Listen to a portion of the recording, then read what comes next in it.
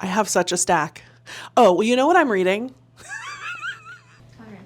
Can you describe an early experience you had in a public library?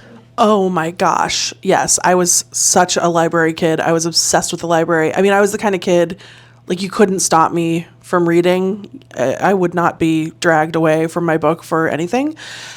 I read the same, if I ran out of books, I would read the same ones again. And I spent a lot of time in the children's section at the library near my house, the Northeast Branch Seattle Public Library. And I remember the children's librarian to this day. I can see her. I think her name was Gail, I want to say. And she was just a magical presence in my childhood. And it was totally formative. And spending time in the library here today, I'm like, why am I not going to the library constantly? Like, they still let adults into the library. I could be at the library right now. I mean, I am at the library right now. But I could be at the library at home right now. Or, I mean, tomorrow when I go home. Anyway, I love the library. What are you currently reading? Oh, what am I currently reading? Well, hold on. Give me a second to remember what I'm reading. Hold on. See? I told you. I have such a stack. Oh, well, you know what I'm reading? I decided that for my next book, I want to write a novel. So I bought a bunch of books about how to write a novel. Because I don't mind writing a formulaic novel, you know what I mean? I just want to learn the formula and then I can make it fun. So I think I'm reading, Save the Cat Writes a Novel. I read that Stephen King book on writing. What else have I read? I don't know. I've got a stack. I bought notebooks. Write a novel workbook that I'm like, sure, this will write my novel for me. And then I think I'm going to do a reread with my friend James of Wheel of Time. Not to be a huge dork, but which I am. There's 14 of them. They're all 2,000 pages. And I read them all during COVID. Maybe I started a couple years before COVID, but I really got down to it. But I listened to it on audiobook. And so I had no idea who half of the characters were because I can't see how their names are spelled. And so I think I need to read it again in hard copy. So that's going to be my next project. And now that I'm saying it out loud, I feel like I'm possibly wasting my life because why spend 5 years rereading 14 books you already read when there's so many books out there in the world? So ask me again in a month and maybe I'll have abandoned that project. Well, that leads into another question. Would you ever write fiction? Which yes. sounds like you're going to. I have so many ideas. And what genre would you want to write in? Well, I want to write a fantasy novel, but I don't know what that is going to be yet. But so the thing I want to write first for my Training Wheels novel is I'm going to write a mystery. Like a voicey first-person mystery where the character is essentially me. So it's not that different from writing a memoir because it's still just me solving mysteries. But I'm excited to embark upon this chapter of my life. I feel like I have spent a lot of time writing. All I ever wanted to do was be a silly goose and write jokes. And then somehow I ended up in this place where I write depressing stuff about my feelings, which is fine and great, but I'm ready for a break. And so I love to read mystery thrillers. I love it. And I love to read fantasy. I love to read dumb genre books. Nope, cut that out. All books are good. So yeah, I recently in 2023, I moved out to the middle of nowhere. I live in the woods, on a dirt road in the forest, and it's very spooky out there. There's always spooky happenings. And so I'm like, okay, what if I write a book about a writer who moves to the woods and then there's spooky happenings and she thinks and speaks coincidentally in my exact voice. And she has my limitations, which are that I am shy and I don't like to ask questions or talk to people. So how do you solve mysteries if you can't talk to people? I don't know. I don't know how she's going to do it yet, but that's what I need the Save the Cat for. It's going to tell me how. Tell us about where you sit when you write. Oh, okay. Well, it used to be very bad. My first 3 books, I didn't have an office at home. Well, for one of them, I briefly rented an office like in downtown Seattle, but I never wanted to go there because it was like, I have to get in a car or get on the train and then by the time, like, I'm not like an early riser. By the time I got to the office, it would be 1:00 and then I'd be like, well, now I got to go. Now I got to go to lunch. And then it's 3:00 and then now I got to go home. So I stopped having an office and then, and so I would just write everything on the couch like this in kind of a depressing, squalor, but I got them done. But it was always difficult. It was like I would sit at a coffee shop all day, get nothing done, go home, sit on the couch until like 7 a.m., miserable. And in like the last 3 hours, I would sort of grind something out. Now, we moved to the woods. Now I have an office. I have the cutest office. I also am sort of older and I'm in therapy and I have various medications that make my brain work. And so now I have a beautifully decorated, cute, fun little office with a big desk and a skylight right over me. And I write during the day, during work hours. I can like go up there at regular times and sit and type and actual work comes out during the day. So that rocks. And for Christmas, my husband got me a mini fridge. So now I have tiny Diet Cokes. That's all you need. I know. It is. What's a piece of advice that you'd offer yourself as a younger writer knowing what you know now? Oh, man. I think that when I was a younger writer, I was very cavalier and mean. Like especially when I was because I started as a critic, like a theater critic and a film critic, not qualified, didn't know what I was talking about. But, I felt like, well, I can offer my opinion. And my opinion was that I didn't like anything, which is not fair. And it was sort of, I think, it's just an easy way. Again, I just wanted to be funny. And it's so much easier to be funny when you're trashing something. And I think that was insincere and unfair and mean. And I think it would have been better for my craft if I had forced myself to learn how to write something entertaining and compelling that was also positive and complimentary. Do you know what I mean? Like, it's so much easier. Like, if you're going to tell your friends a story about and you want to tell your friends an entertaining story, it's a way funnier story if you're like, oh, I went to this restaurant and the food was some garbage that they scooped up off the street and then the waiter slapped me in the face or whatever. Like, you can tell that story way funnier than if you are like, I went to this restaurant and I had a transcendent experience, truly the time of my life, and I wept from, the joy of it. And so I think that I was really lazy in that way. And also transitioning out of being a critic into being like a blogger, I was just like mean all the time. And I wish I wasn't. I think I would have been a better writer if I had pushed myself sooner. Yeah. And also, even though I was vaguely aware of this at the time, I wish I had been more aware of the fact that nothing will go away. Because like all that mean stuff is still online and I feel bad about it. Think about your legacy, young woman, Who's a non-literary artist that you find inspiration from? Oh boy. A non-literary artist that I can certainly think of. One. Yes. Who's a non-literary artist? Who do I like? Uh-oh. See, it's happening. Okay, how about this? No. That's boring.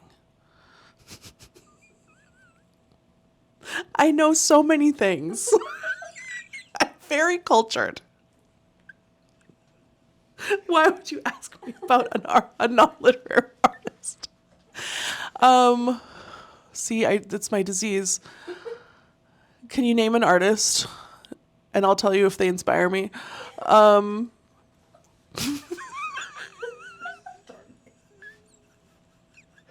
Next question. Yeah. Oh yeah. I love Beethoven. I love his work. When he gets into those, the cellos, the symphonies. Ooh, boy.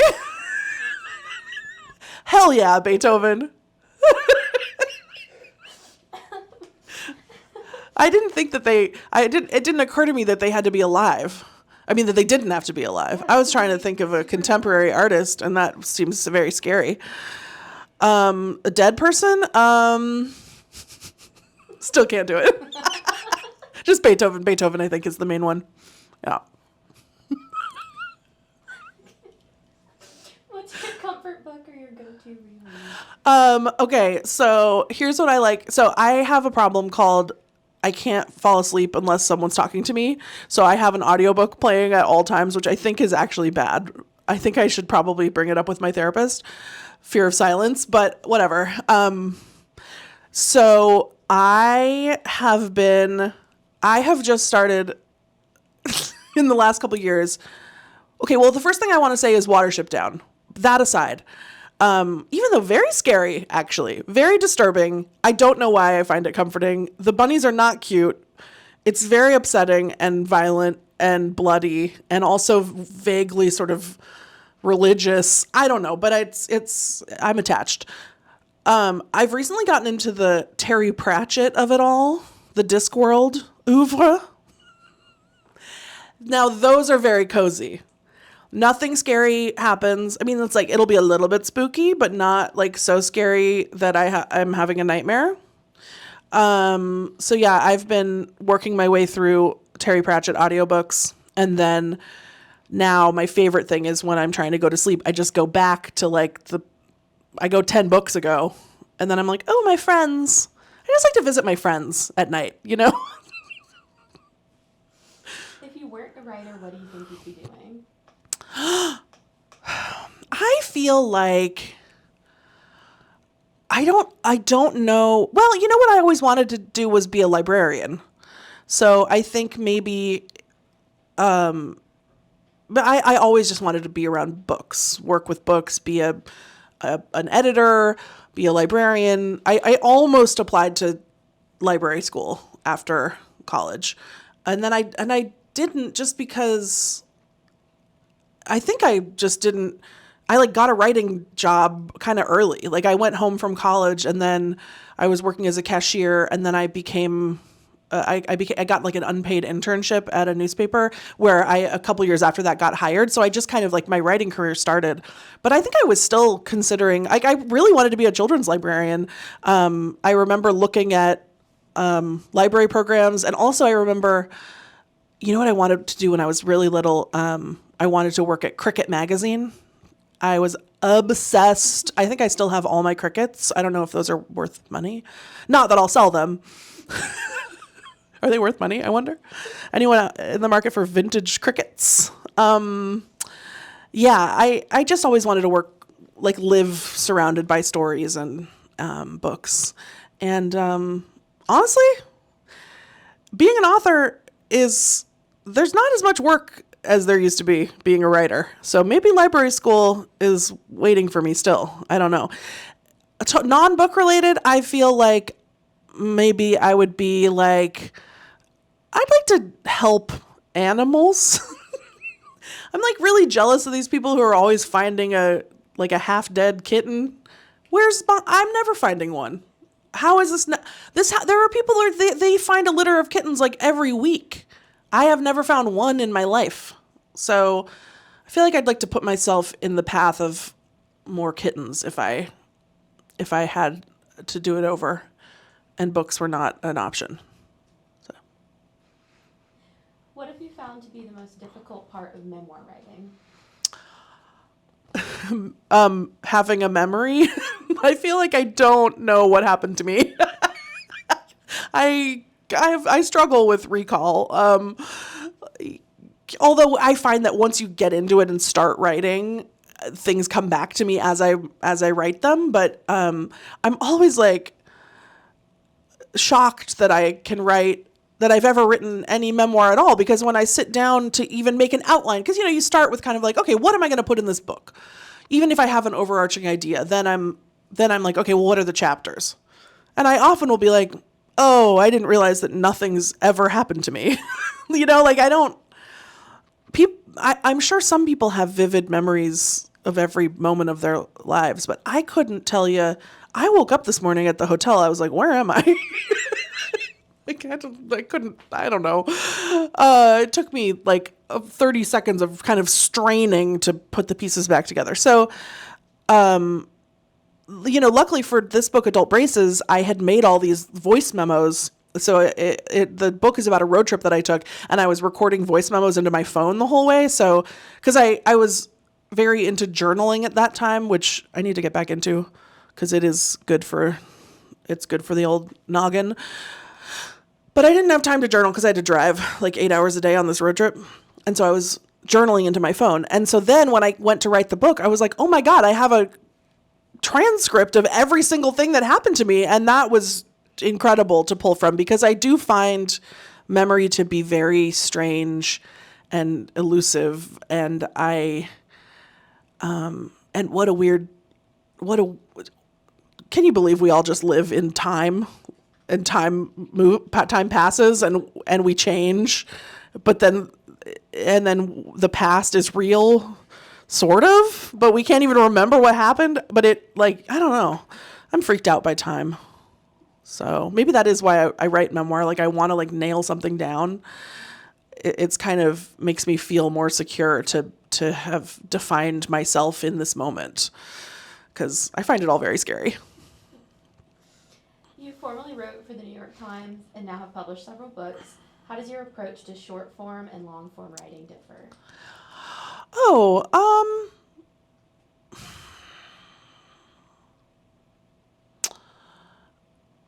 It's very similar. I would say I don't change my technique much. And especially my first 3 books, they were all just basically collections of essays, which were essentially a collection of short form pieces. And then for Adult Braces, there is one narrative through line, and that was new for me. I had to figure out how to do that on this book. And, but I think I still kind of approached it the same way. It was I figured out, I wrote a big list of everything I wanted to talk about.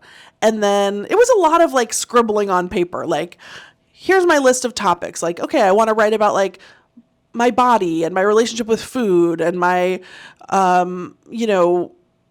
getting braces and deciding to go on my road trip. So I would have this list of things, and then I would scribble sort of conceptual things and then draw arrows to where they might fit in conceptually with these stories. It's a lot of big pieces of paper with a lot of arrows. And then just sort of shuffling the pieces around until I have a pretty fleshed out outline, and then going in and filling in the blanks the same way that I would do any short form piece of writing. But long form writing requires a lot more sort of front end logistics, which is hard. And then you have to redo that. You have to revamp the logistics as you go also. I mean, it's people who write high end literature, I'm very impressed.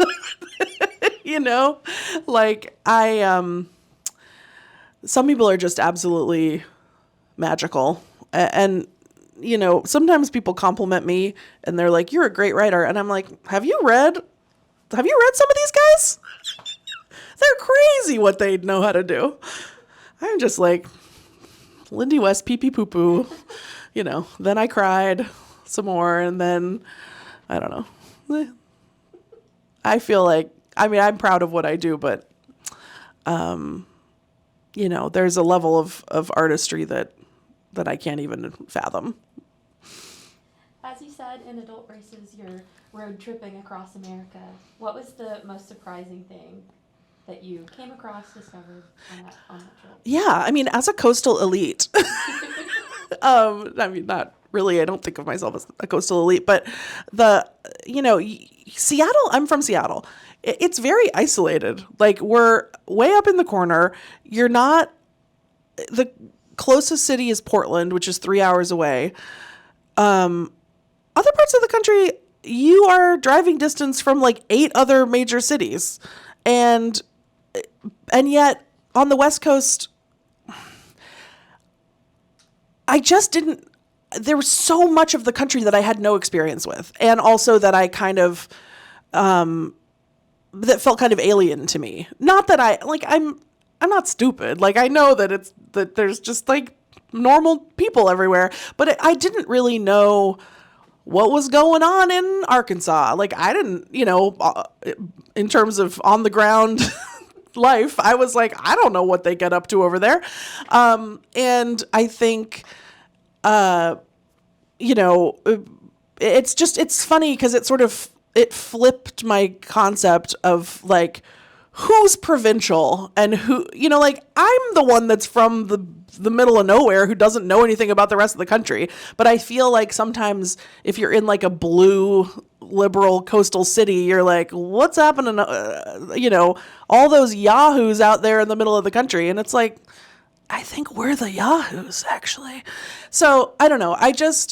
It felt really good to drive, not fly, like drive straight into the middle of the country and just go to all these places that I'd never been before and talk to people and go sit in little diners and have conversations. And I don't mean that in like I went and spoke to the strange aliens. Like, no, it's just people everywhere. And I guess a thing that did surprise me in a really nice way and also a frustrating way is every single place I went was beautiful, and I could understand why people loved living there. And then I started to get mad. Like, I have this frustration that I will never know what it feels like to live everywhere. Like, I want to like go everywhere and I want to feel everything, and I'm not going to get to.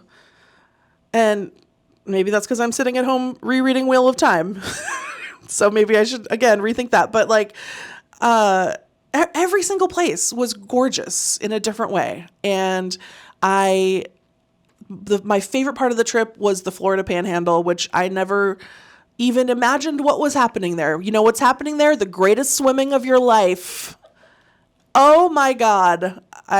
We went in the natural springs, and I've never been the same. I ate a soft shell crab on the side of the road.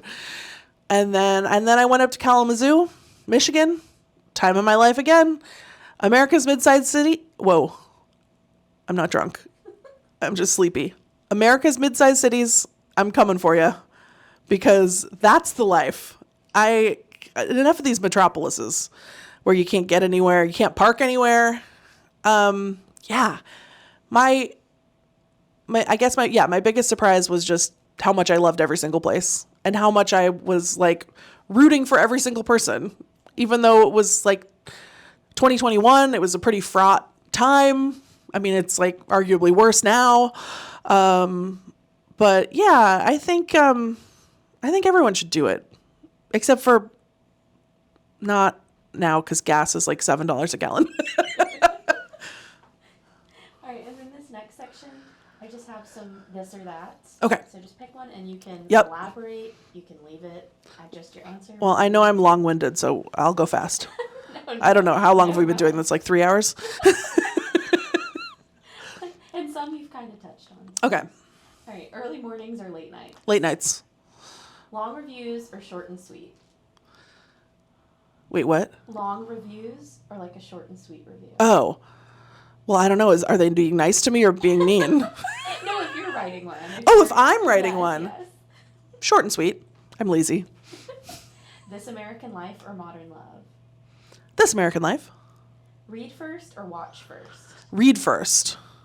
Nostalgic comfort movies or modern blockbusters? Nostalgic comfort movies.